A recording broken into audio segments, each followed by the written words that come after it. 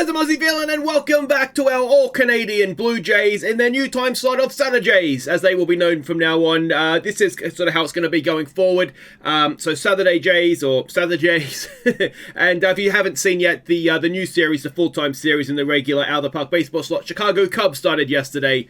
So that's going to be an interesting journey, hopefully one that ends in more success than our journey with the Tigers did. But anyway, we're at the Jays right now, and it's going okay. Now, we have been devastated by injuries, and of course it's the pitching, because why wouldn't it be? You can see the team injuries here. Curtis Taylor, now he was brilliant. He was doing really, really well. ERA of 191. Now, I know ERAs aren't everything, but let's go with that for now. He's essentially season over, still another 4 months, and we're in July, so that is not great. Romano has been out. Now, he's been a little bit hot and cold, but he's one of the better pitchers we have. And then we lost Ryan Kellogg as well, who was just starting to find his feet. You can see his ERA there was quite high, but he did have one really bad game, and he was actually doing okay after that. And Calvin Ziegler, who I had relatively high hopes for to maybe come in this season, he's injured himself as well, so he's a little ways away yet as well. So yeah, we can't really afford to have any injuries in the bullpen, but we've had them, and yeah, obviously that is not ideal. Now, there are two new names in the bullpen. The first of which is Noah Skirrow. Now, I do think he was briefly up with us last year, and he got a bit of an injury that ended his season. But he's back this season, and he's not doing brilliantly, but he's 25. There's a little bit of potential there for us, so let's hope that he does well. And the other new name is a new name, someone who's never played Major League Baseball before, in Brendan Markland. Now, he's actually done really, really well.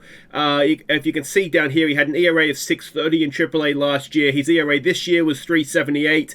ERA plus was 1.29 as well. He was doing, better, and he's developing quite nicely as well. So we've given him a chance. He has so far pitched 3.2 inning and not given up much at all. So yeah, that is obviously very good. So we'll see what he can do. Hopefully, he will look at home in Major League Baseball for us.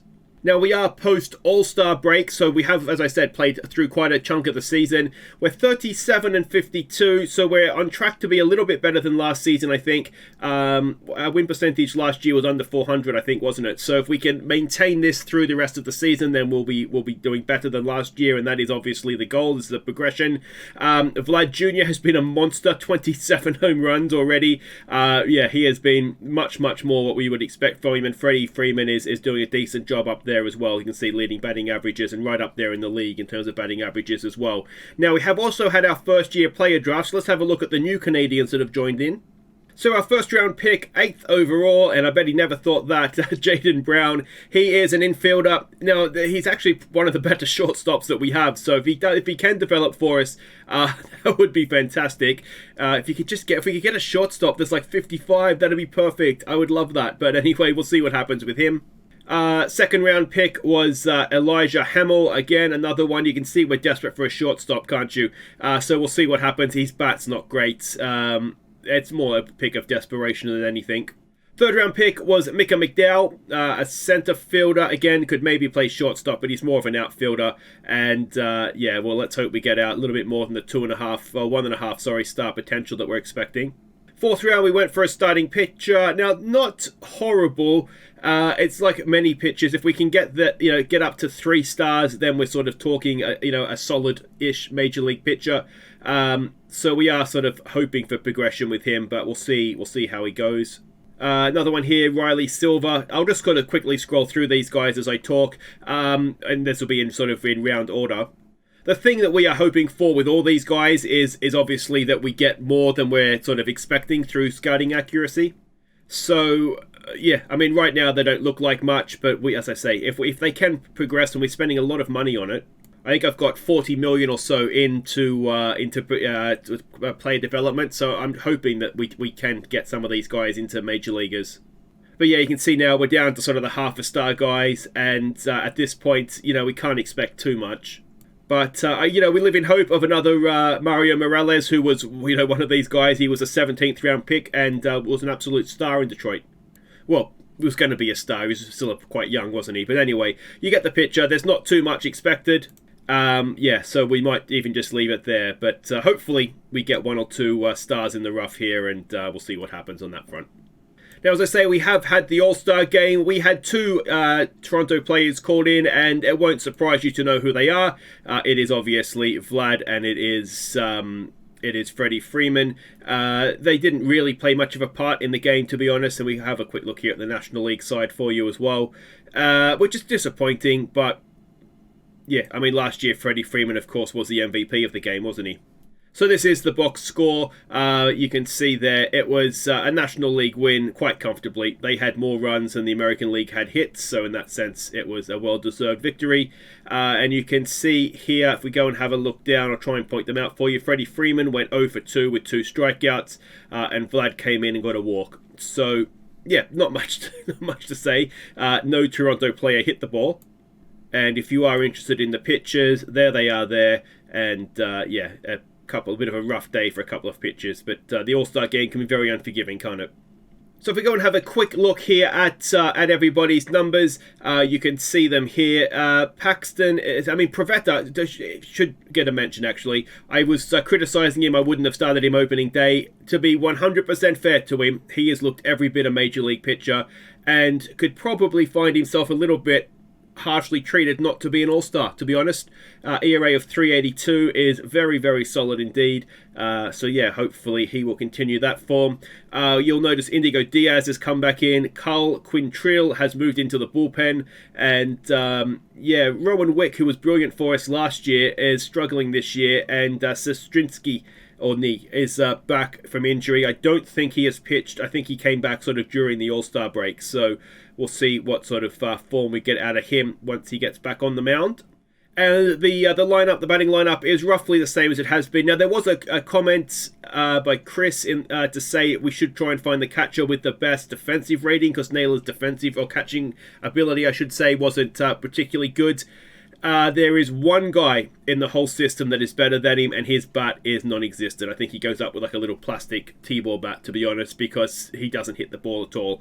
So we're going to stick with Naylor because he is a decent hitter, and Yersny is as well. I mean, Yersny is a terrible catcher. He's more in here as just the backup, but also someone who could, if needed, be a pinch hitter for us. But yeah, it's all looking fairly solid. Joey Votto is getting 20 million for nothing essentially this year. He has had 24 plate appearances to the All-Star break, so not a bad living if you can make it. The other player that's come in is, you'll see there, Charles LeBlanc. He has come in because Otto Lopez has got a bit of an injury.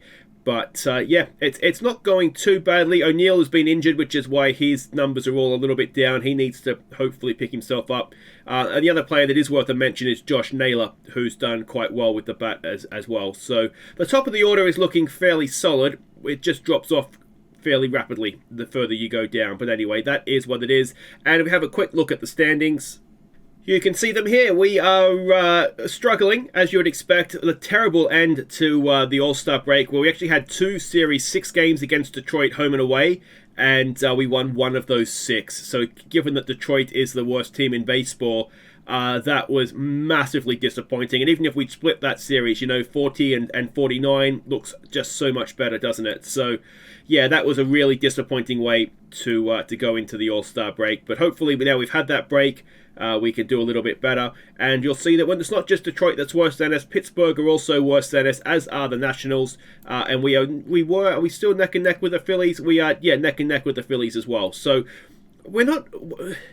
we're competitive-ish, I would say. And if we have a look at some of the league leaders here, you can see Freeman up there, second in batting average, Vlad second in home runs and in RBIs, and then Vlad up there in the on-base plus slug. And as you would expect, there is no one anywhere near the pitching stats at the top of those. So that's, again, we kind of expect that for the time being, don't we? All right, let's go and check these lineups for our game today, which is against the Miami Marlins. On your feet, Toronto, as Canada's greatest shame takes the field. At first base, it's Freddie Freeman. At second base, it's Abraham Toro. At third base, it's Vlad Jr. At shortstop, it's third baseman Charles LeBlanc. In left field, it's Tyler O'Neill. In center field, it's David Calabrese. In right field, it's Josh rush, Naylor. The dead hitter is Edward Julian. Behind the plate tonight, it's Bo Naylor. And tonight's starting pitcher is James Paxton. Alright, now these matchups, shockingly, don't look too bad. So Calabrese will lead us off in centre field today. It is Naylor batting second in right field. Freddie Freeman bats third at first. It is Vlad Jr. at third cleaning up.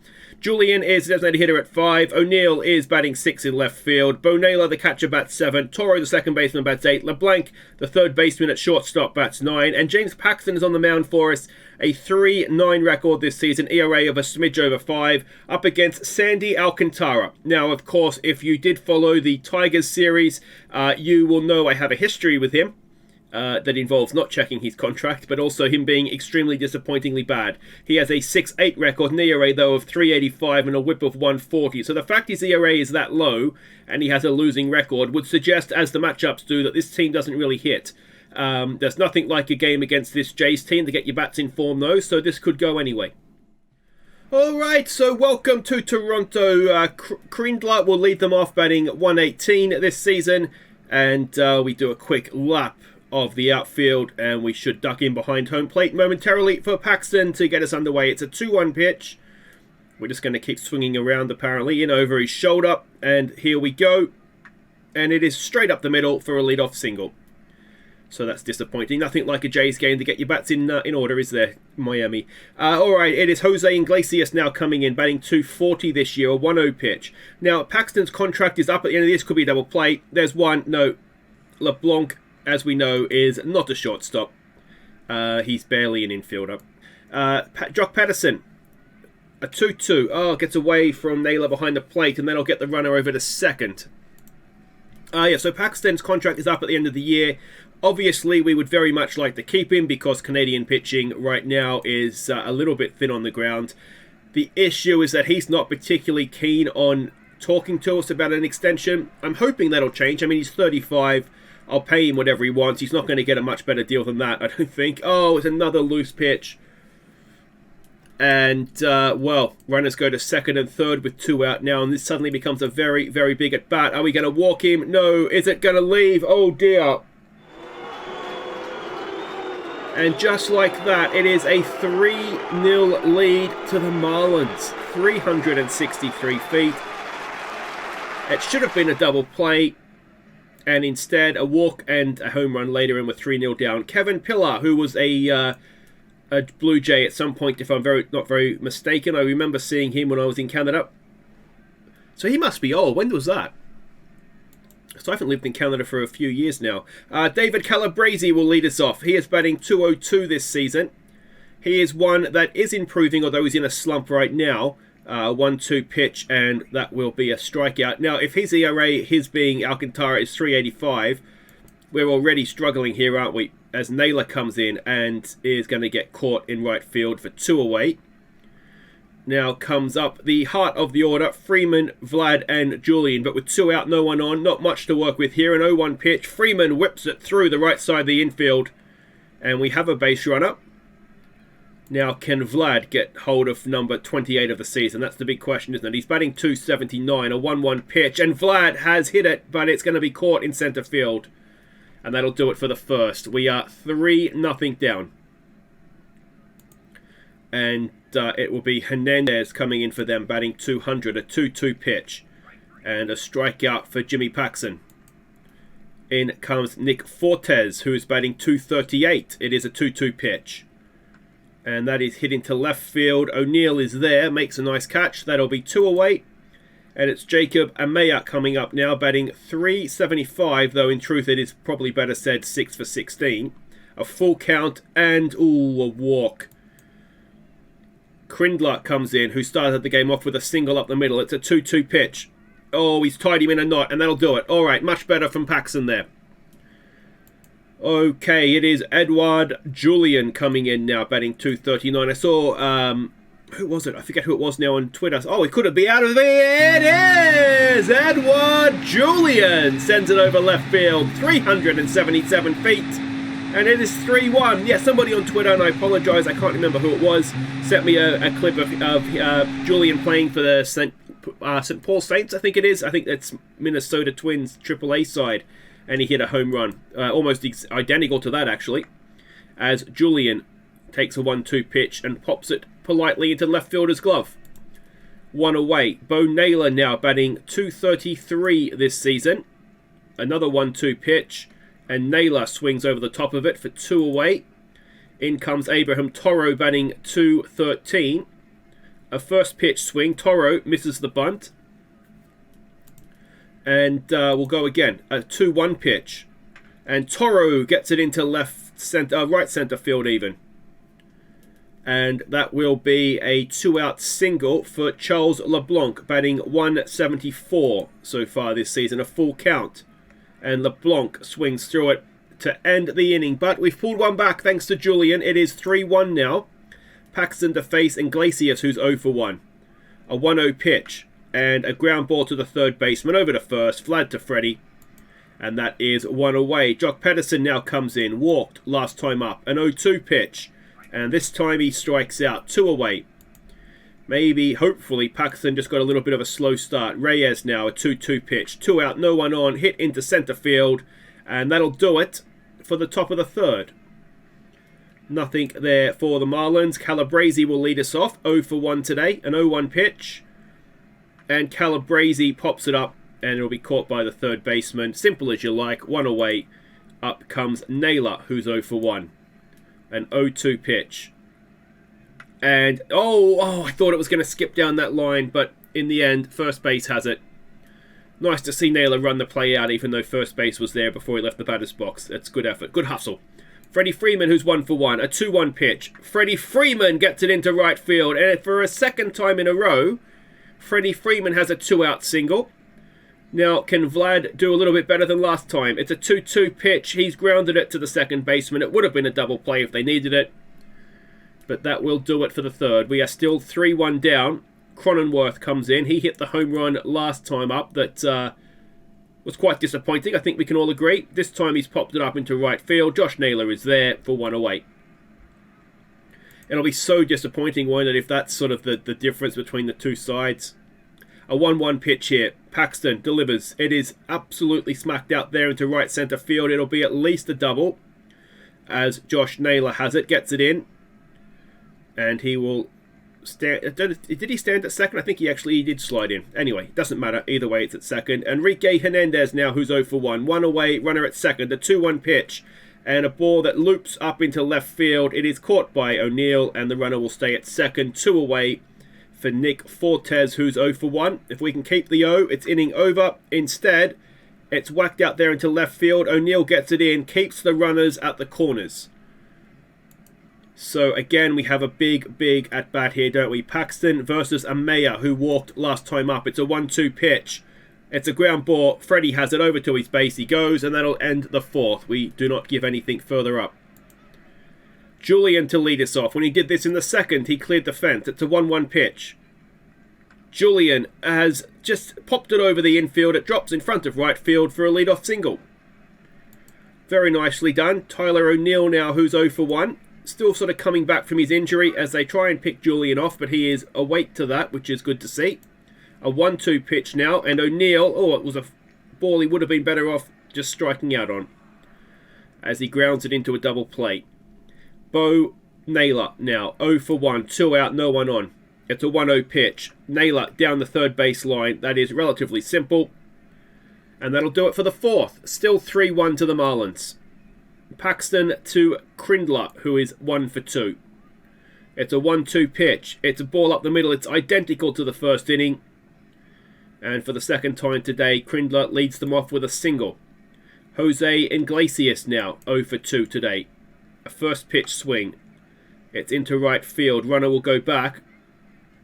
And well done to Josh Naylor out there. Almost getting him at first, but 1 away. Pedersen now, who's 0 for 1 with a walk. And Pedersen into left field. O'Neill goes back, makes the catch. Runner will stay at second, 2 away. And it is Franmil Reyes, who is 0 for 2. Don't like that 70 power. That scares me. And, it's just over the top of LeBlanc. And it's a 2-out single. So 2 on, 2 out for Cronenworth. Now, he has already hit 1 3-run home run today. We do not need a second. It's a 2-2 pitch. And he does strike out. Well done, Jimmy Paxton. And we'll go to the bottom of the inning. Toro to lead us off. 1 for 1 today. It's a 2-1 pitch. Toro, grounds it to the second baseman out at first. 1 away. Charles LeBlanc, 0 for 1. Only 4 for 24 this season. A first pitch swing. LeBlanc up the middle. Make that 5 for 25. As he gets himself a 1-out single. Calabrese now, who is 0 for 2. An 0-1 pitch. Calabrese, is that going to drop in for us? Center field comes in and makes the catch. So 2 away. Runner at first for Josh Naylor, who is 0 for 2. It's a full count. Naylor up the middle and caught by center field to end the 5th. So it is still 3-1 to the who are they? The Marlins. It's going to be Matty Brash coming onto the mound. So Paxton in the end goes 5 innings, giving up 3. And that home run is looking rather damaging right now, isn't it? So Matty Brash start things off with a ground ball to the shortstop. Can LeBlanc make the play? He can. That is 1 away. Enrique Hernandez, who is 0 for 2. It's a 1-2 pitch. Matty Brash with another strikeout. 2 away. Nick Fortes now comes in. 1 for 2 today. It's a 2-2 pitch. And it is another strikeout. Matty Brash, what are you doing in the bullpen? He needs to be starting games. He needs to start games. All right, Freddie Freeman is 2 for 2. He leads us off. Now, this is where we need him to get a hit, isn't it? Instead of when there's 2 out. A first pitch swing. Freddie Freeman, of course, that was always going to happen, wasn't it? Grounds out to the shortstop. And that is 1 away. Vlad Jr. Now, there's no one on. This is where he hits his home run, isn't it? It's a 2-1 pitch. Oh, you can read it like a book. It is just so predictable. Well done, Vladdy. He's absolutely crushed it. But he's done it the one time that Freddie Freeman didn't get on base in front of him. It's 379 feet. It is 3-2 now to the Marlins. It's Vlad's 28th of the season, I believe. And Julian will come on now, representing the tying run. He is 2 for 2 today. It's an 0-1 pitch. It is into left field. It's going to drop in, and Julian continues to have a nice day at the plate. In comes Tyler O'Neill, 0 for 2. A 2-1 pitch. O'Neill up the middle. Is that going to drop in? I don't think it is. Center field is there. And Julian will stay at first. 2 away for Bo Naylor, who's 0 for 2. A 1-2 pitch. And Bo gets it up the middle. And are we going to get the runner over to third? No. Perhaps wisely he stays at second. So 2 out, 2 on for Toro. He is 1 for 2 today. Come on, Abraham. It's a first pitch swing. He has got into left field. Drop in. Oh, it's caught. And that'll end the 6th. But we've cut the lead back to 1. It is 3-2 now as we go into the 7th. Brash to face Amaya, who's 0 for 1. It's an 0-1 pitch, sorry. It's a ground ball. Freeman makes a diving stop. Brash covers first, but they can't execute. And it's an error on Brash. Good throw, but he dropped it. In comes Crindler, who is 2 for 3. A 2-0 pitch. Tries to bunt. Misses. Oh, he didn't miss. It was a ball. So it's a 3-0. Oh, we've walked him. And is this going to go a little bit wrong now? An error and a walk. In comes Iglesias, who is 0 for 3. It's a 2-2 pitch. There's a strikeout. 1 away. And Jock Pedersen comes in now. This power of 60 and the next man power of 70. This really scares me with 2 men on base. Pedersen strikes out. 2 away. Come on, Matty Brash. Get ourselves out of this mess. He's only got a 65 power versus the right-hander. And Matty Brash. Brilliant stuff, mate. Absolutely brilliant. Let's have a stretch. We're down by 1. Okay, welcome back. It is Charles LeBlanc to lead us off. He is 1 for 2 today. It's an 0-1 pitch. LeBlanc, is it going to drop in? No. Caught by the center fielder. That is 1 away. Calabrese, who is 0 for 3. I'm not really sure what he's doing leading us off, to be honest. And he is really, really quick. But it's no good if he doesn't get on base as he pops it up into center field for 2 away. And it's been a bit of a waste of a 7th inning so far as Naylor comes in 0 for 3. An 0-1 pitch. Naylor dribbles it back to the pitcher and that will do it as quick as you like. And we will now go to the 8th as Rowan Wick comes in. Now he was really reliable last season. This season not so much. ERA of 6.28. He's going to face Cronenworth, who is 1 for 3. Though, as we know, that 1 is the difference in the game right now. And he starts it off with a walk. In comes Kevin Pillar, who is 1 for 3. It's a 2-2 pitch. And that is into right field. Naylor is there. He was waving his arms around for a while. I thought something was going horribly wrong. He had a bee in his eye or something. But anyway, he caught the ball. It is Enriquez, who is 0 for 3. Remember when I was a kid and I was playing and I was in right field, a strikeout, and can we get the runner at second? Oh, almost, not quite. I was in right field and I got stung right in the back of the net by a freaking wasp or a hornet or something, and I was out there like waving like in agony. I was probably like, I don't know, it was proper baseball, so I was probably like 12 or so. And it was horrible. It was absolutely horrible. But anyway, I thought Naylor was just experiencing what little Aussie villain did out in right field. Alright, so that is, and before you ask, I was out there giving somebody else a go in the infield, not because I was the muppet of the team. Alright, it is Freddie Freeman, who is 2 for 3 today. It's a first pitch swing in the bottom of the 8th, and he has fouled it off. And, I think he's fouled it off. Well, that's the first time in this version of the game I have seen an error like that in it, so I'll give it the benefit of the doubt, but that was very confusing. In comes Vlad. Absolutely crushed one last time up. It's a 2-1 pitch. Vlad up the middle. Tying run aboard in the bottom of the 8th. Alright, it is Edouard Julian. He is 3 for 3. If he can go 4 for 4, then we might be in business here. It's a 1-2 pitch, though. Edouard grounds it to the second baseman. Is he going to have a play? He's not. He does go 4 for 4. 1 out, 2 on. Up comes, well, it would have been Tyler O'Neill, but instead it's Andy Yersney. Pinch hitting, batting .250 for us this season. What can he do? It's an 0-2 pitch. Yersney, oh, it's going to be a double play. No, it is just 1. He moves the runners around. Tying run at third, but 2 away. And it is Bo Naylor. He's going to face the new man on the mound, Max Meyer. Or Meyer, it might be. ERA for him this season is .431. Bo is 1 for 3. If he can put the ball in play, we've got a tied ball game. It's an 0-1 pitch. Come on, Bo. Come on, Bo. Come on, Bo. Oh, the tension. Bo Naylor, drop in. Bo Naylor has delivered. Are we going to... Oh, it's a goal. It's an error. It's an error. And it's an RBI. It's probably a 1 RBI. It doesn't matter. It's 4-2. 2 runs have scored. And Bo Naylor, with his 35th RBI of the season. I don't know if he'll get credit for both of them or just the first one, but either way, Bo Naylor, the hero, and Abram Toro will come in now. 1 for 3 tonight. He walks. 2 on, 2 out. And it is Charles LeBlanc, who is 1 for 3. It's a 1-2 pitch. Charles strikes out. But we have the lead. And to close it out, hopefully, is Trevor Bridgton. Now, he's spent a little bit of time in AAA because he was, well, sucking the house down, to be honest. But his ERA is .525, which fills you with confidence. Pinch hitting for them is Rushing, who is batting .305 this season. Come on, Trev. It's a first pitch swing. And it is into left field, and I'm not sure who's out there because O'Neill was pinched hit, wasn't he? It's Brown. Desan Brown is coming to play left field, so he makes the catch. Crindler, who is 2 for 3, comes in to face Bridgton. It's a 2-2 pitch. Oh, it's a strikeout. They're down to their final out. They haven't scored a run since the first. Jose Iglesias is at the plate. He is 0 for 4. If the O stays, we've had a magnificent comeback win. It's into right field. It's going to be at least a double. He slides into second. The tying run is in scoring position with 2 away. It brings Jock Pedersen to the plate. He could break our hearts here with a home run, couldn't he? He's 0 for 3 to face Trevor Bridgton. It's a 1-0 pitch. I can barely look. It's popped up. It should be a catch. Calabrese's there, and what a win that is for the Blue Jays. 4-3, but 8 shutout innings.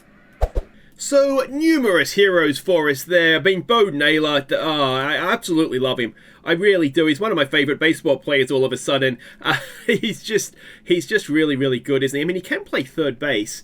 I mean, he can play anywhere. Could he play shortstop? He's got a decent infield arm. The range isn't great. Maybe we look to turn him into an sort of an outfield player, but until we get a better catcher, there's not really a need to do it. But, I mean, as I said, he can play literally anywhere. Can he pitch?